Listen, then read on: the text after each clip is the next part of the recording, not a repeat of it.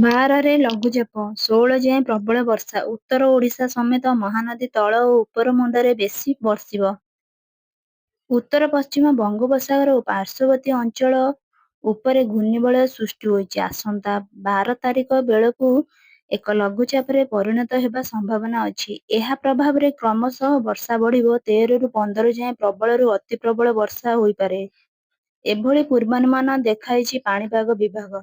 ସମ୍ଭାବ୍ୟ ଲଘୁଚାପ ପ୍ରଭାବରେ ଲଗାଣ ବର୍ଷା ହେଲେ ଉତ୍ତର ଓଡ଼ିଶାର ବିଭିନ୍ନ ନଦୀରେ ଜଳସ୍ତର ବଢ଼ିବା ଆଶଙ୍କା ରହିଛି। ବିଶେଷ କରି ମହାନଦୀର ତଳ ଓ ଉପର ମୁଣ୍ଡରେ ବେଶି ବର୍ଷା ହେବାର ସମ୍ଭାବନା ଅଛି।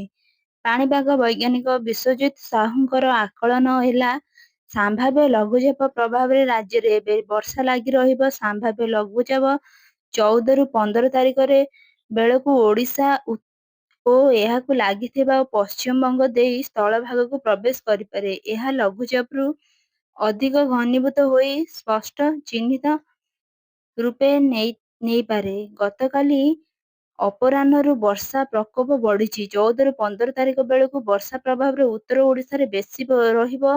ଉତ୍ତର ଓଡ଼ିଶା ପରେ ପଶ୍ଚିମ ଓଡ଼ିଶା ଏବଂ ମହାନଦୀ ଉପରମୁଣ୍ଡ ଛତିଶଗଡ଼ରେ ବି ପ୍ରବଳ ବର୍ଷା ହୋଇପାରେ। ପାଣିପାଗ ବିଭାଗର ପୂର୍ବାନୁମାନ କହୁଛି, ମଙ୍ଗଳବାର ରାଜ୍ୟର ଅନେକ ସ୍ଥାନରେ ଘଡ଼ଘଡ଼ି ସହ ବର୍ଷା ହୋଇପାରେ।